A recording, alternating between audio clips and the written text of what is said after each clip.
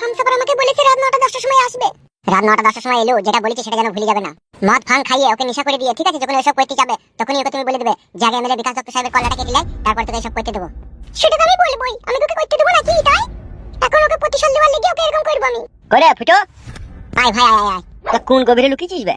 লুকিয়েছি কি আর সাদের ভাই, জানের উপরে মুসিবত চলছে। কেমন আছিস কেমন রে কালো কুকুর? এই তো ভালো আছি। ওটাকে পেছনে তোর, ওটাই তো আমাদের হাতিয়ার। হাতিয়ার মানে? বলছি এখানে বল। এমএলএ সাহেবকে মারার সব প্ল্যান করছি আমরা এখানে। ওকে আবার মাইকে পিলার লাগে, যাবো তো ধার ধার গুলি করে চলে আসবো বে। মুখে বললি তো হবে না রে ভাই, বহু চেষ্টা করে দেখলাম আমরা। আমি আবার রাস্তায় আসতে আসতে হামসাফারের সাথে দেখা, তার সাথে আবার দু কথা হয়ে গেল আমার। কি বলছি নাকি শুইরে বাচ্চাটা? এই তো ইয়ার কাকার মেয়েকে বিয়ে করলাম না, সেই জন্যই তো আমার কোনো রাগ। ও রাগ কইলো না কইলো মারা, তুই আমার বোনাই বোনাই হয়ে থাকবি, কে রাগ কইলো না কইলো আমাদের কাছে কোনো এসে যায় না। দেখি প্ল্যান করলি কি? প্ল্যানটা করেছি বৌদিকে দিয়ে এমএলএ সাহেবের কল্লাকে কেনবো হামসাফারের হাত দিয়ে। সেটা কিরকম করে? সে সব প্ল্যান কেটে গোল হয়ে গেছে। এখন এখানে তোমাকে ডাকার কাজ হচ্ছে তুমি আমাদের সাথে সাথ দেবা। সে তো সাথ দেবো। প্ল্যানটা কি হয়েছে বল? প্ল্যানটা হয়েছে রংজুগাম কি মেলে है भीड़ है कायमत की और हम अकेले हैं। সেটা আবার কি? ওই দেখ তো পেছনে দেখটা কি? ছেলেটা কে রে মারা? চিনা চিনা লাগিয়ে। ওই ছোড়া লেগিনি আমাদের কপালে যেতে ঘুরপাক। বালমুকু আমার লেগে ঘুরপাক মারাইছি। বালমুকু চুদা তোর লেগিনি যেতে প্যাচ লেগে যাবে। চুপে বালমুকু চুদা জানালা ফানানে কথা মারাইছে, উলু পাঁজা মার দেবো কোন এবার। ফুটো এই ঘটনাটা আমি কিন্তু হালকা পাতলা জানি। সেটা আমি জানি গোদরা ভাই। ওই ফালতু নাকি বলছিস, ও কিন্তু তোর জন্যই আগে ফেসেছে। সে কি শুধু আমার জন্য ও একা ফেসেছে, এর জন্য ও নিজেও দায়ী আছে। তুই সবাই কি মিছ কথা ছিলবে, তুই মরার পরের দিকে চিটাতেও পড়বি না, তুই ওদিকে বিচিবে শালা। আবার ওর দিকে চোখ গজরি গজরি তাকানোর দরকার কি আছে? ও তো ঠিকই বলছে। সবাই ঠিকই বলছে, শুধু আমি ভুল বলছি, তুমি বোনাই হইও আমার দোষ দিছো। ওসব কথা বাদ দে, ওসব কথা বাদ দে, কাজের কথা বল। এখন কি করলি কি হবে সেটা বল। এই ব্যাপারে বৌদি সবকিছু জানে। তাহলে বৌদি কখন আসবে কখন? তাহলে সে ফোন তো আমি করেছিলাম, সে বলেছে নাকি রাত 8টা 9টার সময় আসবে। এখানেই আসবে তো তাহলে? হ্যাঁ তাই তো বলেছে। তাহলে কালো কুকুর হ্যাঁ বলো। তাহলে আমি যেটা বুঝছি, বেটা ছেলের মন আর প্লাস্টিকের ধুন। হ্যাঁ, বৌদির গায়ে যেন এক ফুটা হাত না দিতে পারে ও শালা শুইরে বাচ্চা। আমার বইয়ের সাথে হামসাফারে যা কথা হবে 4 হাত দূরে থেকে, তাহলে ঠিক আছে, ওকে নিশায় ফেলে দিতে হবে। আর আমি একটা কথা বলছিলাম দিলা ভাই। বল কি বলবি? হামসাফার তো রাতে এখানে আসবে, তুমি শুধু থাকো, বাড়ি চলে যেও না। আরে খেপা চুদা, আমি তোদের সাথেও আছি, তোদের কাছেও আছি, তোদের পাশেও আছি, কিন্তু তোর বোন বাড়িতে একা থাকবে। আমি রাতে না গেলে সে আবার একা ঘুমাইতে পারে না, বুঝিস না কেন? তুই আমাকে রাতে বাড়ি যেতেই হবে। ও তাহলে তুমি থাকবে না? তোরা আছিস তো, তোরা থাক না, সুবিধা অসুবিধা হলে আমাকে ফোন করবি, আমি চলে আসবো। তুমি থাকলে ভালো হতো ভাই। ঠিকই বলছে ভাই, তুমি থাকো। আমরা যদি একা সামলাতে না পারি? তোর বোনকে বলে আসিনি এখানে সারা রাত থাকলে সেও তো একটা টেনশনে পড়বে। এইটা নিয়ে তুমি একদম চিন্তা করো না, ঠিক আছে? আমি একবার রাত 9টা 10টার সময় বাড়ি যাবো, আর ওই যাবার পথে বোনকে বলে দেবো ভাই আজকে বাড়ি আসবে না, বুঝতে পেরেছো তো? তুই আবার কি ঘামাই দিয়ে বাড়ি যাবি রাত্রে? তোরা তো সবই জানিস, বাবাকে এমএলএ বিকাশ দত্ত সাহেবের লোক গুলি করেছে, হঠাৎ হঠাৎ করে যন্ত্রণা হচ্ছে বুকে, বুঝলি তো? তাই আমাকে মাঝে মধ্যে রাতে একবার করে বাড়ি যেতে হবে। যদি আমি ঘরে ঢুকবো না, জানলা দিয়ে খোঁজ খবর নিয়ে আমি চলে আসবো। বেশ ঠিক আছে, যখন যাবি তাহলে তোর বোনকে একবার বলে দিবি আমি বাড়ি আসবো না রাত্রে। হ্যাঁ হ্যাঁ বলে দেবো, বললি তোমার কোনো চিন্তা নেই। তাহলে এখন শুধু অপেক্ষার পালা, তাই তো? হ্যাঁ এবার শুধু অপেক্ষারই পালা। তুমি একদম চিন্তা করো না, তুমি শুধু আমাদের পাশে থাকো, তাহলে আমরা কিস্তে মাত করে দেবো। তাহলে আম্মু আমার বউকে পেয়ে যাবো বলো? হ্যাঁ বে হ্যাঁ পাবি, চুপ বাবু কিনা চুপ। শালা বউ পাগলা সুদাকে নিয়ে শালা জানিস জ্বালান। বউ পাগলা সবাই, ও একা লয়। হ্যাঁ তা তো বটেই। এখন বাজলো সন্ধ্যে 7:30। তাহলে এখন 1 ঘন্টা হামসাফারের জন্য অপেক্ষা করতে হবে, তাই তো? হ্যাঁ এখন সে না আসা পর্যন্ত চুপচাপ বসে থাকতে হবে। হামসাফার সুরের বাচ্চা, তুই কোথায় আছিস রে? তোকে মুরগির মতো খাল পোষ করবো আমি। তাহলে তো আপনি বিশাল যন্ত্র। আমি এখানকার এমএলএ হয়ে মানুষকে তারে লাচিয়ে দিয়ে বেড়াইছি, আমার কথাতে বাগে গরুতে 1 ঘাটে জল খায়। তাহলে তো হিসাব মতো এখানকার রাজা বাদশা বলেই চলে আপনাকে। রাজা বাদশাদের থেকেও 6 ইঞ্চি উপরে আছে আমি। ভয় লাগছে তোমার আপনাকে দেখে। আমার কাছে কাজে এসে আমাকে ভয় করলে হবে কি করে বন্ধু? বড় ভাই মদ আনতে এত দেরি হলো কি করবে? আর বলবেন না বড় ভাই, আপনার পুরনো শত্রুর সাথে দেখা হয়ে গেছিল। আমার পুরনো শত্রু? কোন সুইরের বাচ্চা রে? ওই কেলু সুরের বাচ্চা। মাথায় নষ্ট রে। আর এই মনে আমার অনেক কষ্ট বে। কষ্ট তো আমি কি করবো বড়া, যা সত্যি তাই বললাম। ও বাড়ি এসে তাই আমি দেখলাম, তোমাকে বললাম। বেশ সাদা কুকুর মধ্যে ঝুলাটা লেতো। আমি বাড়ি চললাম। কি রে, বাড়ি কেন যাবে বে তুই? আমি মদ ভাত খাবো না, আমার বাড়িতে একটা ইম্পর্টেন্ট ইমার্জেন্সি কাজ আছে। কি কাজ বে তোর ইমার্জেন্সি বাড়িতে? অত আমি বলতে পারছি না, কাজ আছে সেটাই তোমাকে বললাম। দেখেছেন বিকাশ দত্ত বাবু, আপনার মুখে মুখে তর্ক করে চলে গেল। ও শালো মনে হয় দিনে তারা দেখেছে, নাইলে তো আমার সাথে এরকম করে না। আপনি ঘর ঢোকার আগে ও কিন্তু ফোনে গিরগির করে কার সাথে কথা বলছিল, শুনেছেন আপনি? ঠিকই বলেছিস তো, ছত্রপতি শিবাজি ফোন করছিল কিন্তু ও। বড় ভাই কিছু মনে করবেন না তো, একটা কথা বলবো? বল, কি কথা বলবি? 2 দিন আগে একটা মেয়ে এই ছিল এখানে, তার সাথে হেসে হেসে আর কি মেরে মেরে কিন্তু হামসাফার কথা বলেছে। কে মেয়েটা? মেয়েটাকে আগে কখনো দেখিনি, ওই একবারই প্রথম দেখলাম আমি। এই গ্রামের মেয়ে নাকি? না না, গ্রামের মেয়ে লয় ও, তাহলে আমি চিনতে পারতাম না। আরে শালা, ও শালোকে ডুবি ডুবি জল খেয়েছি না কি রে? হয়তো পারে বড় ভাই। যদি তাই হয় না, শালাকে গুলি করে মেরে পাকে পুঁছে দেবো আমি। ওর কথাবার্তা দেখি মনে হয় আপনাকেও মানেই না। না মেনে কি রেহাই আছে? আমার নাম হচ্ছে এমএলএ বিকাশ দত্ত। শোনো ছত্রপতি শিবাজি। হ্যাঁ বলো। সাদা কুকুরা তুমি মাল খেয়ে এখানে শুয়ে পড়ো, ঠিক আছে? আমি বাড়ি চলাম, আমার তো ছেলে হয়েছে, আমাকে একটু তাড়াতাড়ি বাড়ি যেতে হবে। ঠিক আছে ঠিক আছে, যান যান।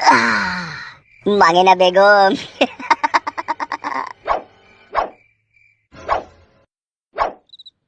এসো আমার মাঙ্গেনা বেগম, আমার বুকের মধ্যেখানে এসো। মাংমুকো ছোড়া নিশা হয়ে গেল নাকি এলা? এসো মাই সুইট হার্ট, এসো কোথায় যাব? আমার এই বুকের মাঝখানে এসো জান। তুমি হয়তো বুঝতে পারছো না মাঙ্গেনা বেগম, বুকের ভিতরটা মরিচ বাটার মতো জ্বলছে, কাছে এসো। কি সুন্দর লাগছে তোমাকে, যেন মনে হয় যে জাঙ্গিয়া পরে তুমি কাঠের উপরে শুয়ে আছো। এই লো, এবার কি হবে? কি ভাবছো আমার সোনা? একবার সরু করে তোমার কুটকলায় চুমু খেতে দাও। দাও না মাঙ্গেনা বেগম, আর থাকতে পারছি না। তুমি কি আমাকে সত্যি করেই ভালোবাসো? সন্দেহ করছো মাঙ্গেনা বেগম? এখনই বুকের ভিতর থেকে কলজি বাই করে তোমার হাতে দিয়ে দিতে পারি, এতটাই তোমাকে ভালোবাসি। এবার মনে হচ্ছে কাজ হবে রে। কি ভাবছো মাঙ্গেনা বেগম? তুমি আমাকে সত্যি করেই ভালোবাসো, মন থেকে বলছো তুমি? মাঙ্গেনা বেগম, তোমাকে আমি অনেক অনেক ভালোবাসি, যে ভালোবাসার কোনো প্রমাণপত্র নাই মাঙ্গেনা বেগম। ও বান্টু থারো হয়ে গেছি মাঙ্গেনা বেগম, একবার দাও জান হালকা করে ঠেকাই দিয়ে। ও আমিও তোমাকে ভালোবাসি হামসাফার। ও আমার মাঙ্গেনা বেগম, মাঙ্গেনা বেগম বলো। একবার সব না জান, হালকা করে একবার ঠেকাবো। না, এখনো হবে না, ঠেকানো। একবার দাও। কি হলো, দাও মাঙ্গেনা বেগম, আর থাকতে পারছি না। দিতে পারি, কিন্তু একটা শর্ত আছে। কি সত্য মাঙ্গেনা বেগম? দাও একবার দাও। বললাম তো শর্ত আছে। কি সত্য বলো? দেখো বলছি। হ্যাঁ বলো, একবার দাও কেন, তারপরে বলবা। তুমি যদি মাঙ্গেনা বেগমকে সত্যিই ভালোবাসো, তবে সেই ভালোবাসার কসম দিলাম আমি যা বলবো তুমি তাই শুনবে। হ্যাঁ শুনবো, বলো কি করতে হবে। আমাকে তুমি মনে প্রাণে কাছে চাও। হ্যাঁ চাই গো মাঙ্গেনা বেগম। আমার সৌন্দর্য রসের পেয়ালায় তুমি চুমুক দিতে চাও। হ্যাঁ গো। আমি শাড়ি সায়া ব্লাউজ সমস্ত কিছু খুলে দেবো, আর তুমি আমার শরীরের প্রতিটি অঙ্গ প্রত্যঙ্গ কিস করে আমাকে আদর করতে চাও। হ্যাঁ গো আমার মাঙ্গেনা বেগম, হ্যাঁ গো। তাহলে শোনো। বলো মাঙ্গেনা বেগম, আর ধৈর্য সহ্য রাখতে পারছি না, বলো। তুমি তো আমাকে সত্যি করেই ভালোবাসো, আমার জন্য তো তুমি সবই করতে পারবে, পারবে না বলো? হ্যাঁ গো জান, পারবো, বলো। তাহলে শোনো, আমার যখন 9 বছর বয়স, তখনই আমাদের গ্রামের এমএলএ বিকাশ দত্ত আমার বাবাকে পিটিয়ে খুন করে। আর সেই তখন থেকেই আমি আমার এই রূপ জৈবনকে সামালে রেখে দিয়েছি, কাউকে আমি হাত দিতে দিইনি। তখন থেকে আমি মনে মনে প্রতিজ্ঞা করেছি, আমার এই রূপ জৈবন আমি তাকেই খাওয়াবো যে আমার উপকার করবে। তাহলে তুমি যদি আমার জৈবনের রস খেতে চাও, তাহলে এমএলএ বিকাশ দত্ত শুইরের বাচ্চার কল্লাটাকে কেটে তুমি আমার পায়ের কাছে নিয়ে আসবে। এ তুমি কি বলছো মাঙ্গেনা বেগম? কেন, তুমি কি পুরুষ নও? তুমি কি কাপুরুষ, তাই তুমি পারবে না? পুরুষ তো আমি অবশ্যই মাঙ্গেনা বেগম, কিন্তু এটা আবার কিন্তু কি আছে? ভালোবাসার জন্য তো এটুকু তোমাকে করতেই হবে। তুমি কি চাও না আমার এই সৌন্দর্য আপেলে মুখ লাগিয়ে চুষতে? অফকোর্স মাঙ্গেনা বেগম। যদি চাও তাহলে যাও, এমএলএ বিকাশ দত্ত সাহেবের কল্লাটাকে কেটে নিয়ে আসো। সত্যি করে কেটে আনতে হবে, না আনলে হইতো না। এই তোমার ভালোবাসা আমার প্রতি? আমার চোখের সামনে আমার বাবাকে এমএলএ বিকাশ দত্ত সাহেব হত্যা করেছে। আমার বাবা আমাকে জন্ম দিয়েছে, খাইয়ে পড়িয়ে বড় করেছে। আমার বাবা আমাকে একটা কথাই বলেছে, যে এমন ছেলেকে ভালোবাসবি সে যেন আমার খুনের প্রতিশোধ নিতে পারে। আর সেই জন্য প্রথম দেখাতেই আমার মনে হয়েছিল তুমি আমার মনের মানুষ, তুমি আমার ভালোবাসার মানুষ। আমি যেরকম আমার রূপ জৈবন সবকিছু তোমাকে উজাড় করে দিয়ে দিতে চাই মন থেকে, তাহলে কেন তোমার শ্বশুরের খুনে তুমি প্রতিশোধ নিতে পারবে না? মাঙ্গেনা বেগম এদিকে তাকাও। তুমি চাইছো তোমার বাবার খুনের প্রতিশোধ নিতে, তাই তো? হ্যাঁ হামসাফার। তাহলে শোনো মাঙ্গেনা বেগম, তোমার জন্য আমি আমার জীবন দিতে রাজি আছি। তুমি যখন মুখে ফুটে বলেছো তোমার বাবার খুনের তুমি প্রতিশোধ নিতে চাও, অবশ্যই আমি এমএলএ বিকাশ দত্ত শুউরের বাচ্চাকে মার্ডার করব। সত্যি বলছো হামসাফার? চোখ ছুঁয়ে বলছি, বিশ্বাস করো। আমি আজ রাতেই এমএলএ সাহেবের বাড়ি যাব, আর তার কল্লাকে টেনে তোমার কাছে নিয়ে আসবো। ও আমার হামসাফার জান, তোমার জন্য আমি শরীরের সবকিছু খুলে তোমার অপেক্ষায় বসে থাকবো। একদম চিন্তা করো না মাঙ্গেনা বেগম, কথা যখন দিয়েছি কাজ আমি অবশ্যই করব। ঠিক আছে, তবে যাও তুমি, আমি এখানেই থাকবো। ঠিক আছে মাঙ্গেনা বেগম, তাই হবে। আমি তোমার ভালোবাসার জন্য সবকিছু করতে রাজি আছি, তাহলে আমি যাচ্ছি। যাও।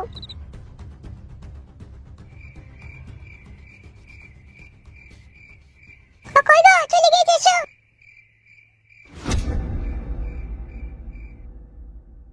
কি ব্যাপার গো, তুমি আমার উপর এইভাবে রেগে রেগে তাকিয়ে আছো কেন? এত সুন্দর অভিনয় করলে তুমি, সিনেমার নায়িকা ফেলতো তোমার কাছে। কালু ভাই কি বলো? ভাই আমি তো অবাক যে বৌদির মধ্যে এত গুণ। বৌদিকে দাদাগিরিতে কোনোদিন অডিশন দিতে গেছিলে নাকি? না না, অডিশন কেন দিতে যাবো, এমনি।